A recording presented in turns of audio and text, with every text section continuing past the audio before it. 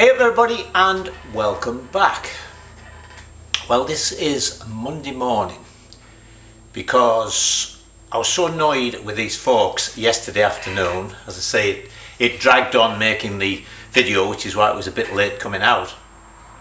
And so this morning I've been thinking about it last night, and this morning I decided I was going to come out and have another little go, because one of the things I have found over the years is once you start to get annoyed with a job, no matter what you do, it goes wrong. So it's always better to just knock off and come back at it later on.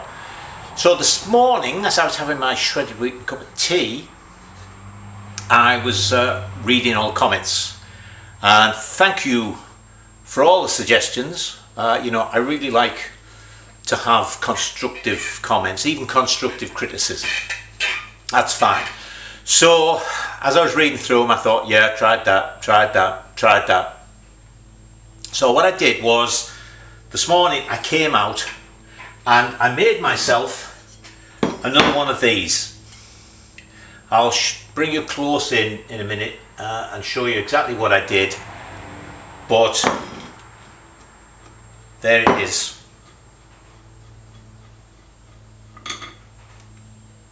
So I'll show you how I managed to get it out.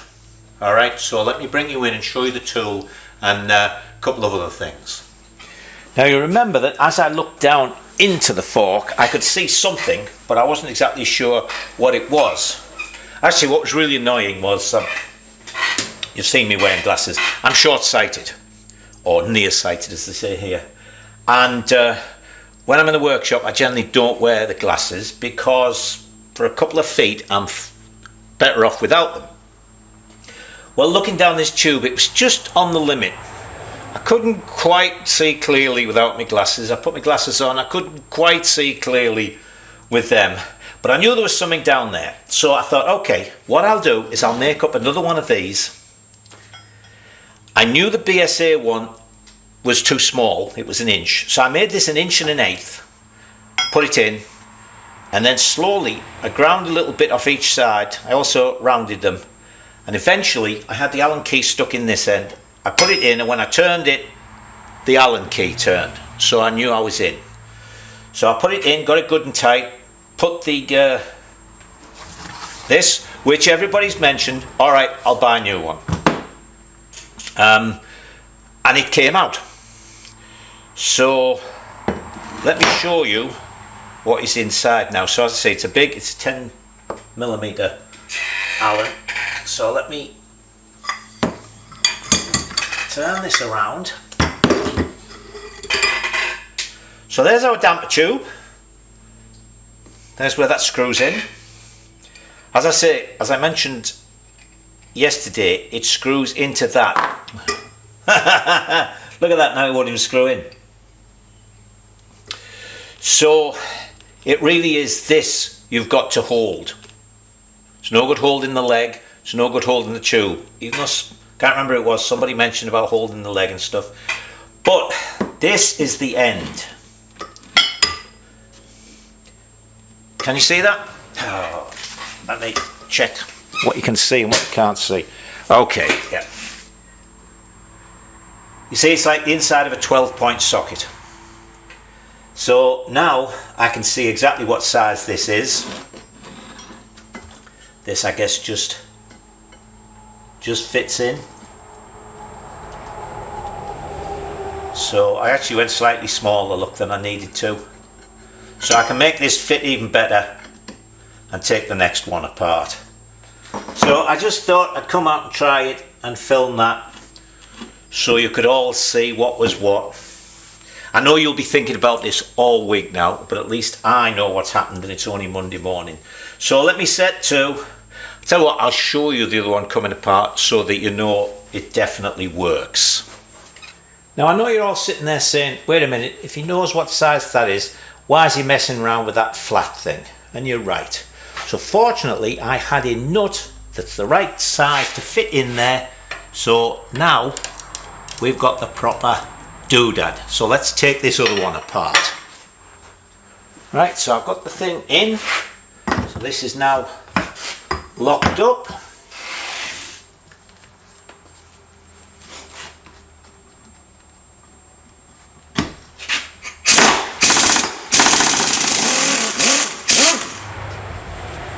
Well, would you believe it? What a difference it makes having the right tools.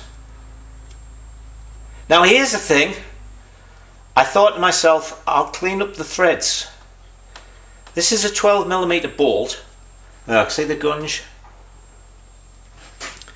So, 12mm, my thread chart on the wall has 12 by 175 by 1.5 and by 1.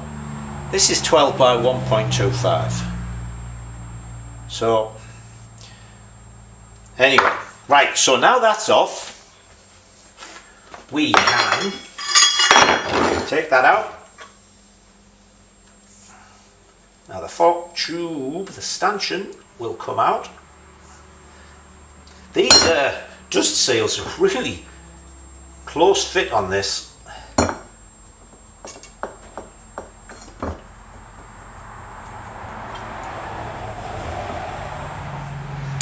That comes out, and the last little bit is this part that's in there. Come on now.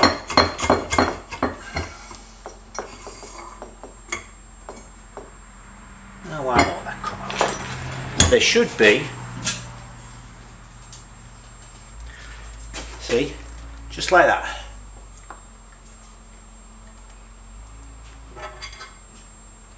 That's the other bit that's in there. So that other one I guess is just stuck on the gunge that stuck everything else in.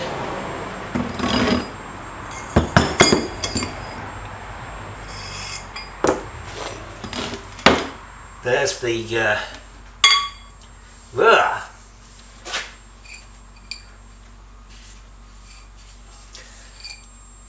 there's the other part of the spring for the sort of bottoming, because that goes in like that.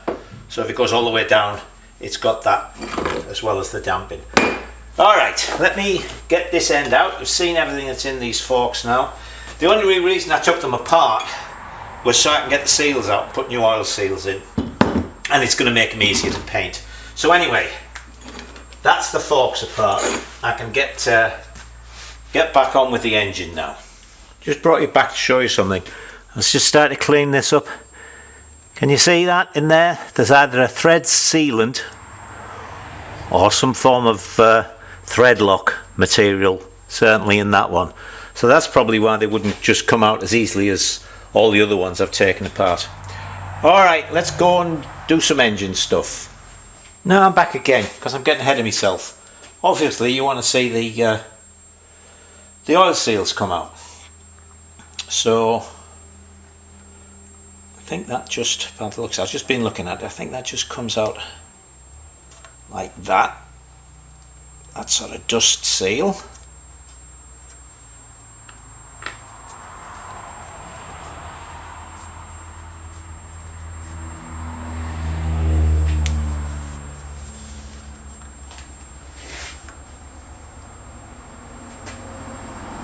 Now then, that almost looks like a bronze bush, like you had in the top of the older BSA and Triumph ones, the steel forks. They had a bronze bush top and bottom for the fork to run in, before they came to the modern idea of just running them in the actual alloy tube itself.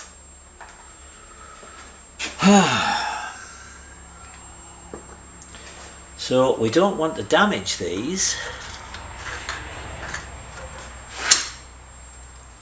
What's that?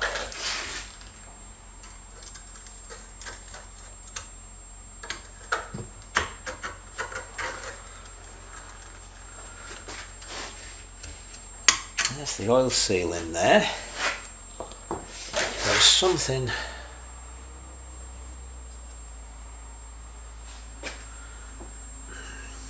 I wonder if they screw in. I obviously don't want to try levering them out if they screw in.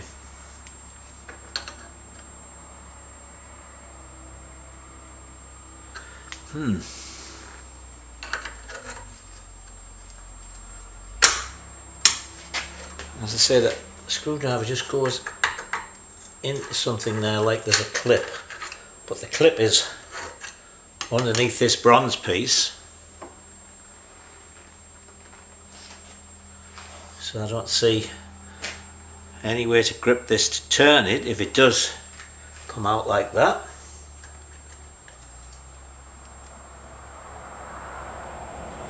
Oh, they're really stuck in there. I don't want to try and force them. Oh! That just moved.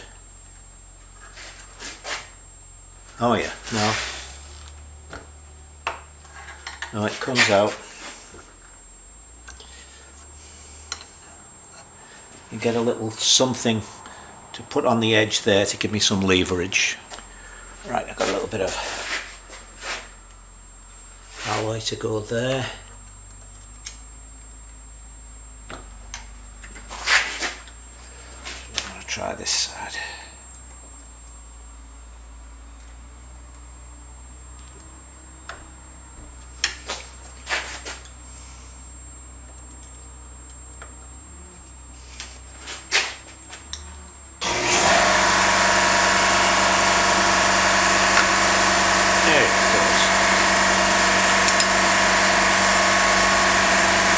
Excuse me. Right, that's gone off. Okay, so that's come out.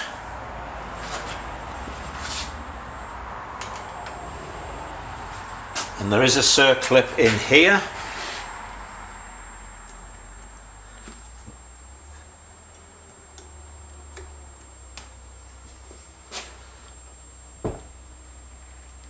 Ooh, it's stuck on this side.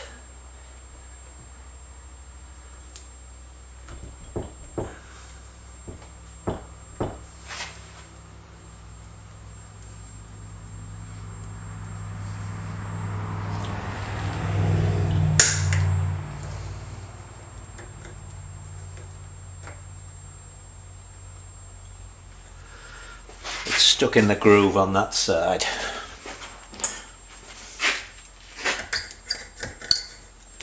Bit of that clean and just something to soften it up. At least to put decent sized holes in so the pins have got something to get a grip on, he says. There we go.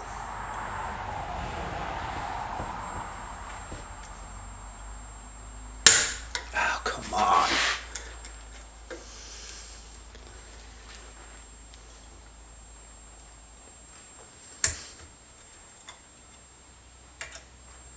There we go. That was a strong one for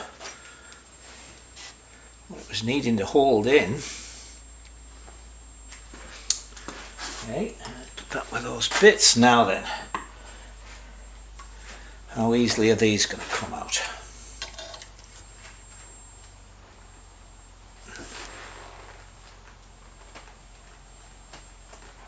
Oh!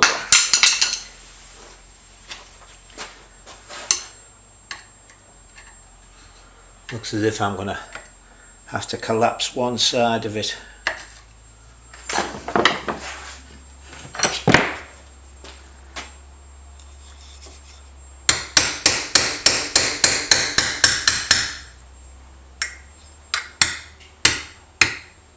Oh no. Oh, come on. Let's slide that down a bit. Tell you what we'll do, we'll actually lift this up, swing the vise round, probably taking it out of shot for you.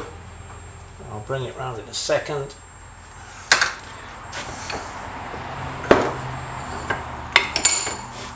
There we go. Boop, boop, boop, boop, boop. Now then.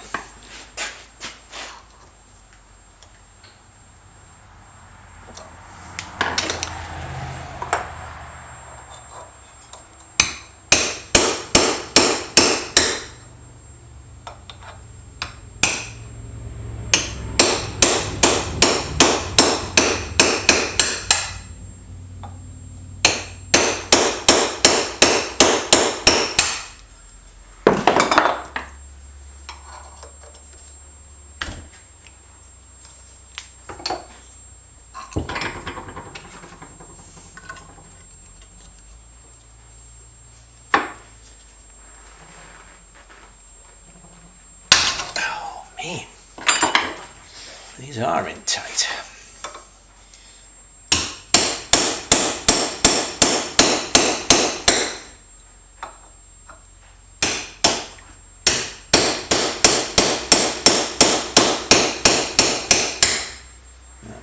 Moved it away from the wall a little bit.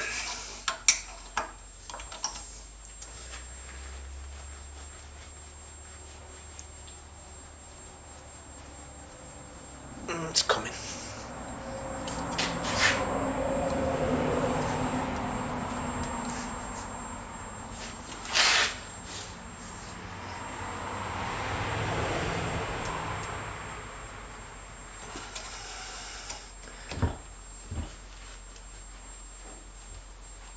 I could probably do the screwdriver, it doesn't flex as much.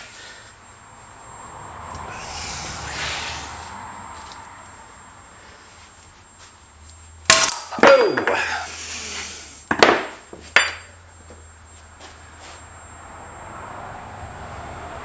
There we go. You can see when I was striking it round there, it just breaks it away from the edge a little bit. Sometimes you have to really collapse them completely. Alright, so there's a Kawasaki KDX 400 fork. Probably the same as on some other models. There is a bronze bush in there. Hang on, let's see if I show you this.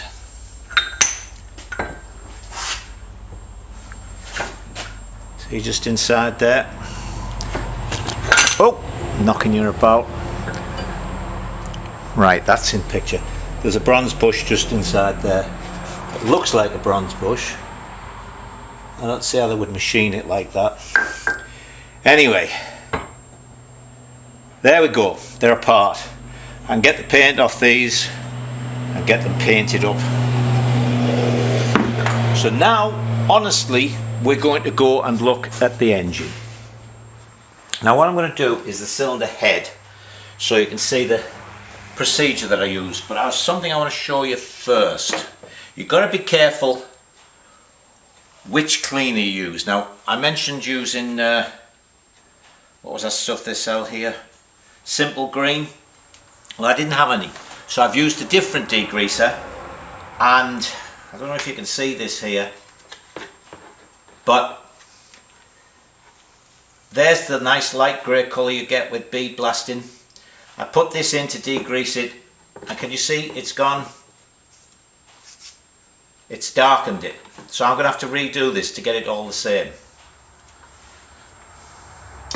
So it's not all degreasers are the same. So anyway, let's start with the head. We'll put it in here. See, I'm using gloves. I've also got my safety glasses on because I don't know how many times I've splashed, particularly you're working close, and if the thing slips out of your hand and drops in, whoosh, everything comes squirting out, and then you get a face full. So all I'm going to do is, as I say, get the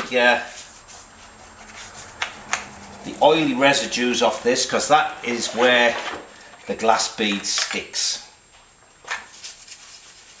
So I will get this done, and then I think what I'll have to do is slip out and buy some of the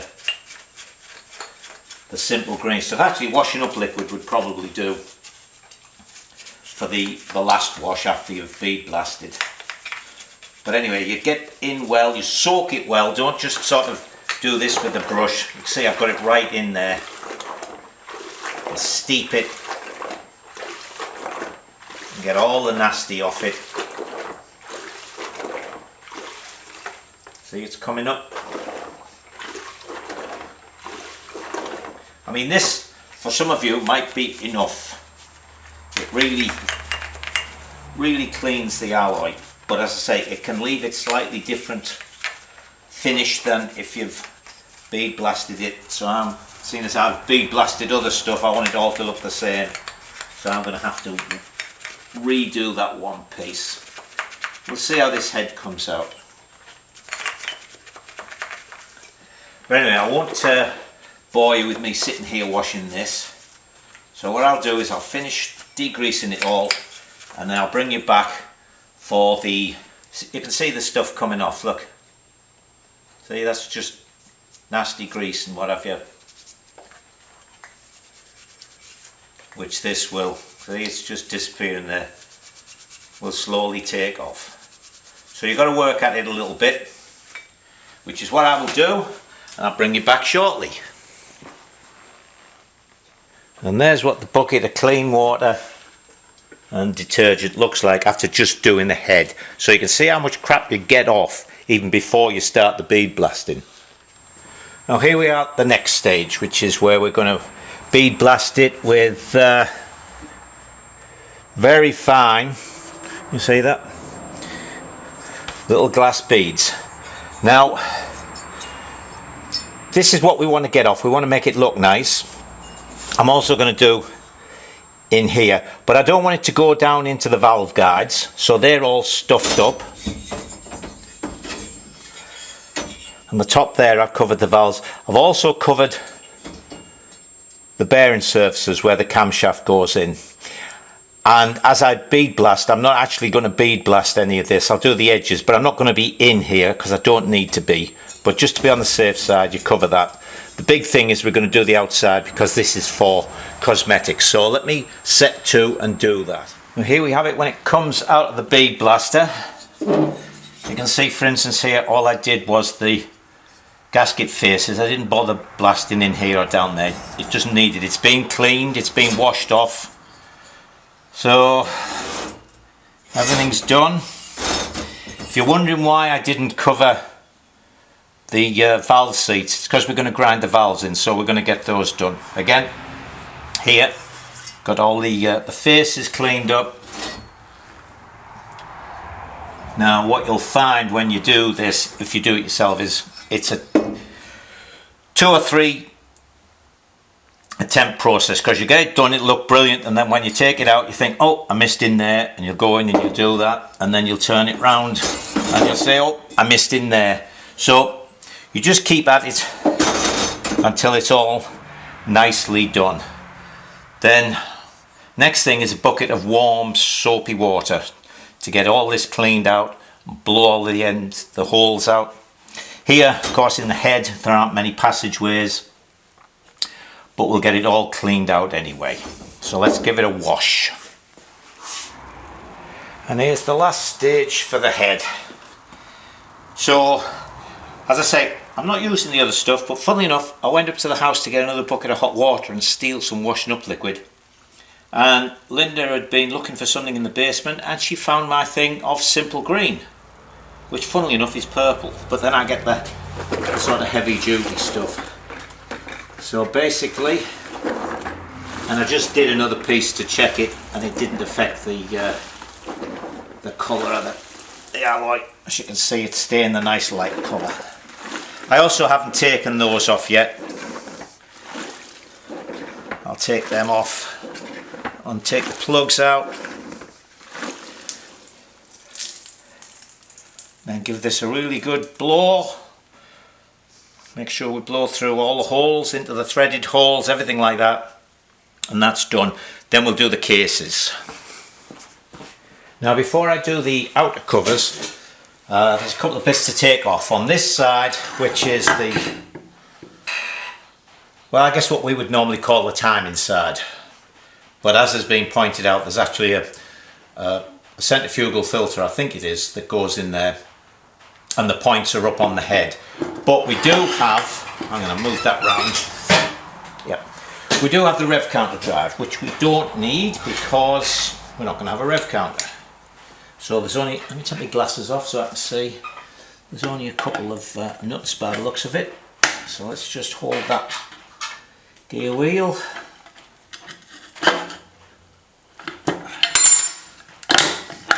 There's probably a better way to hold this, but this is what we'll use.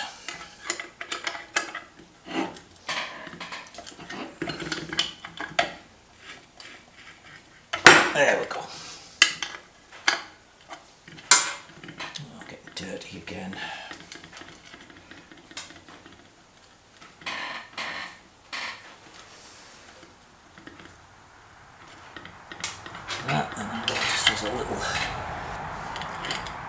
bolt in there which probably goes into a groove in the drive shaft that comes up to the cable.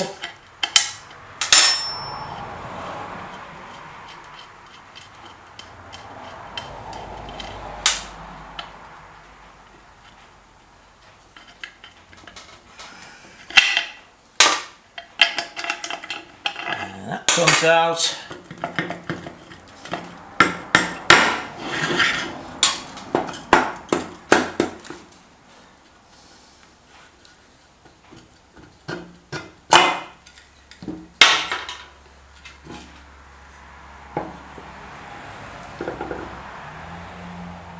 I suppose I could just leave that in, it's a little key there.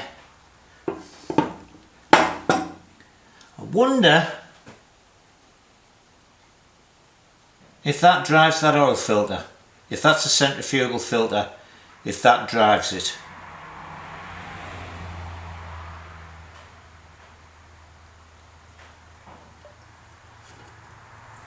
In which case we've got to keep the drive part on, so we'll do that. Yeah, you maybe can't hear it, but I can hear oil glugging there. So let's take this apart. Oh, I was doing some research on these JIS screws, and I was reading that the original Phillips did what was known as cam out, which was when you get tight they rise up out of the thing, which of course we all know about. Whereas the JIS ones were a straightforward sort of cross shape and they went in. But apparently, from my reading, all the new Phillips screwdrivers you buy don't have the shape that gives it the cam out effect. They're all just straight cut. So in effect nowadays there's no difference between JIS and Phillips. Having said that, this is a case for the impact wrench. Turn it off again. Okay. One. There's only three in here. Two. Three. So there's the three screws.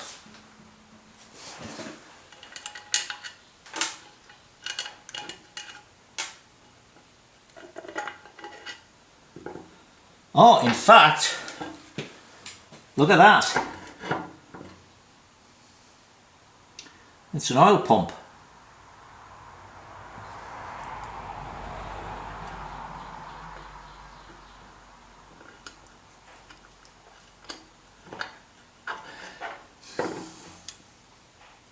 And I think the best thing to do with that is to leave that together, because I'll clean the inside of this, but I'm not going to bead blast this.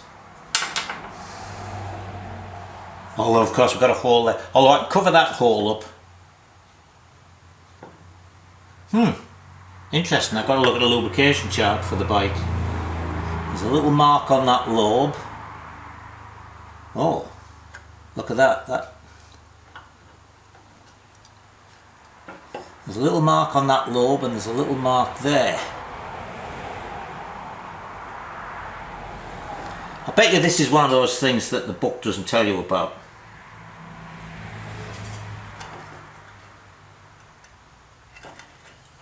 See, because that isn't going to go together. It's a little bit like that.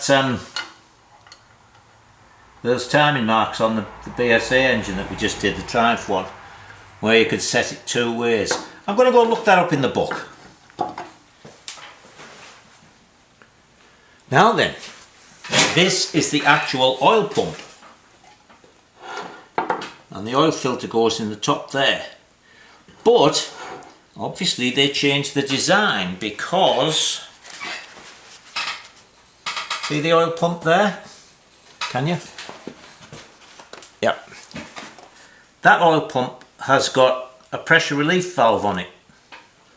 This oil pump hasn't. So what I'm going to do is take it all apart clean everything, and then we'll put it back together again.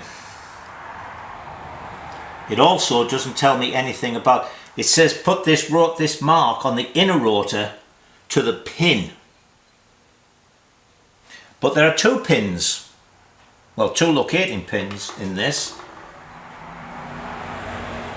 So, who knows?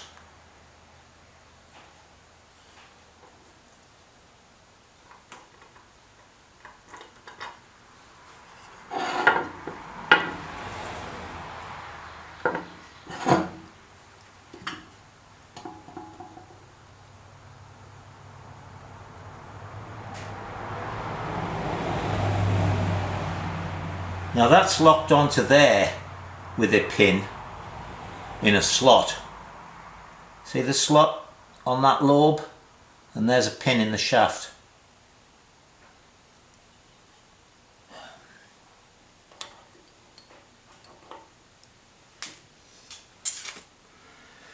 Very, very strange. Okay, so that's all that stuff. Really makes you wonder why the fool who had this engine before covered this over with body filler. I mean, anyway, let me get a Phillips, not a Phillips, an Allen to take that out. Right, let's have a look what's under here.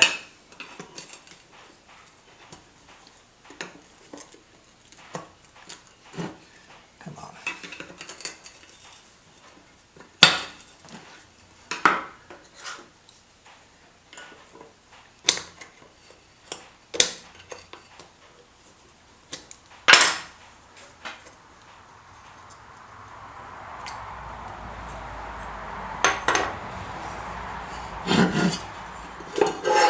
And there is our oil filter. Okay, well, let me take this apart. Just take this oil filter out. What, there's a pin in there or something? Oh, we were on a washer. We were on a little washer. That's better. Now it doesn't rock. So I'll take this oil filter out, then I'm going to give this a good wash. We've got an oil seal. This end for the kickstart shaft to take out. Get this clean up, and then we'll get this sandblasted and washed. Not sand, bead blasted. Now then, there's the oil filter with that sort of huge banjo bolt. And where are we? This here comes from the sump. So when that's up like that, that goes into the inner case and down into the sump. So that's the feed to the pump. Goes through the filter, comes out here. Now, as I say, on the other one, there's an oil pressure relief, but oh yeah, you can see where those two go together.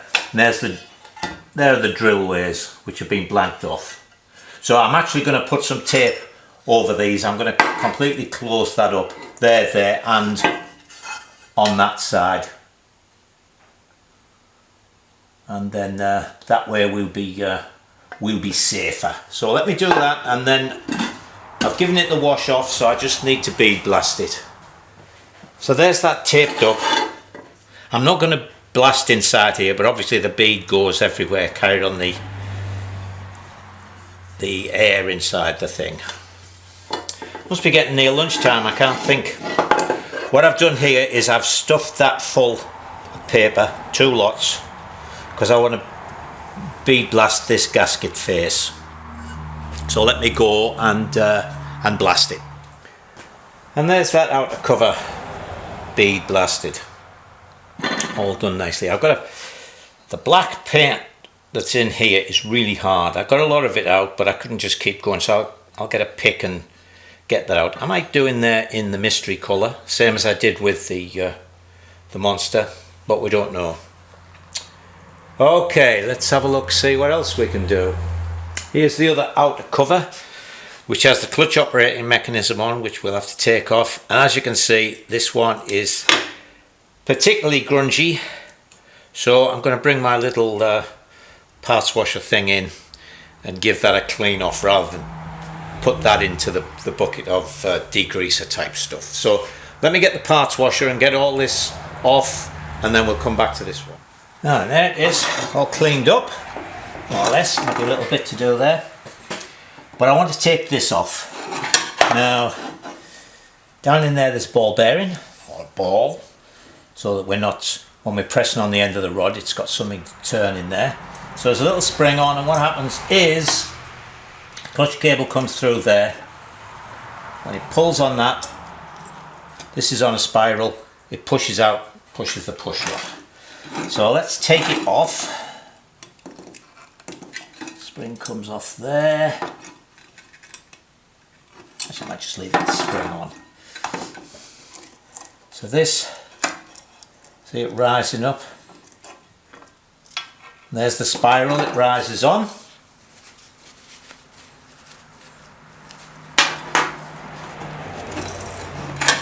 It's actually a nylon insert in there. The spiral's in. Oh. That one was easy. Oh, and that one. Oh, it's actually a nylon piece with a sort of metal cover.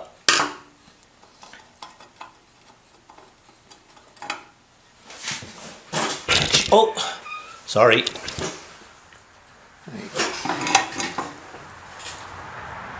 So there's that bit. You can see this is all one nylon piece just with a metal cover over it.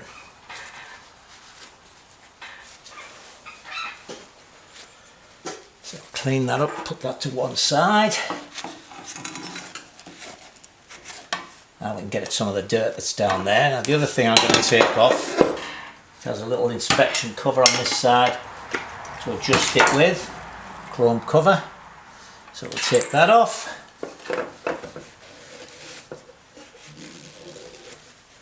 That muck out of there. And finally we'll take this off.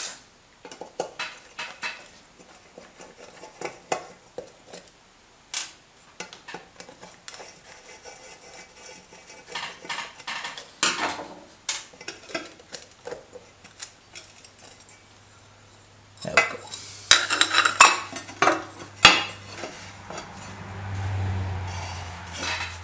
So, I'll get the last of the gunge out of this because we don't want to be trying to get gunge off with the glass bead. It just sticks to it. And I'll bead blast these. So there's what I've done this week. Barrels, that's the sump plate, pistons, head, rocker box, that's the chain tensioner, cam chain tensioner, two outer covers, there's their bits and pieces. So the only thing I still have to do are the two halves of the crankcases. So I'll get those done. In the meantime, fork seals have arrived, and so is a new gasket set. So I'll press on, get the rest of this finished, and then next thing we do, I think, is build up the head. Grind valves in, build the head up, so that's ready to go.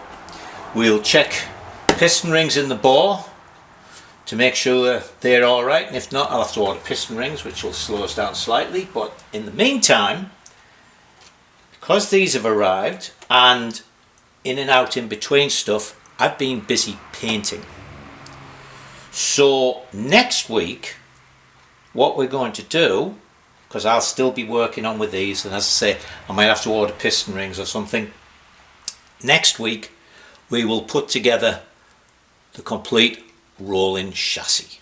So you'll see the colour, you'll see it all go together. So won't that be exciting?